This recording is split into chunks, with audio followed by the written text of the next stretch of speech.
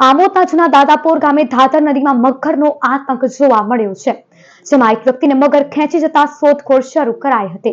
ભરૂચના જંબુસર તાલુકાના જાફરાપરા ગામના રહેવાસી કિશનભાઈ રાઠોડ ધાતર નદી પાર કરવાનો પ્રયાસ કરી રહ્યા હતા। તેઓ પોતાની સાસરી બોજાત્રા ગામે આવ્યા હતા અને નદી પાર કરવા માટે પાણીમાં ઉતર્યા હતા। તે દરમિયાન અચાનક મગરના હુમલામાં સંપડાતા મગર તેમને ખેંચી ગયો હતો। આ સમગ્ર ઘટનાને બોજાત્રા ગામના રહીશોએ પોતાની આંખે જોતા તરત જ આસપાસના લોકોને જાણ કરવામાં આવી હતી। ઘટનાની જાણ થતાં જ બોજાત્રા અને દાદપોર ગામના લોકો મોટી સંખ્યામાં નદી કિનારે દોડી આવ્યા હતા। સ્થાનિક લોકો અને બચાવ ટીમ દ્વારા બોટની મદદથી કિશનભાઈના મૃતદેહની શોધખોળ હાથ ધરાઈ છે। જોકે કલાકો વીતી ગયા છતાં મૃતદેહ મળી આવ્યો નથી, જેને કારણે લોકો નદીના કિનારે અને આસપાસના વિસ્તારોમાં શોધખોળ ચાલુ રાખી રહ્યા છે। આ બનાવને પગલે વિસ્તારમાં ભય અને ચિંતાનો માહોલ જોવા મળી રહ્યો છે। અને આ વ્યક્તિ જે નદીમાં મગર ખેંચી ગયો છે તે મૂળ જાફરપુરાનો વતની છે કિશન રાઠોડ।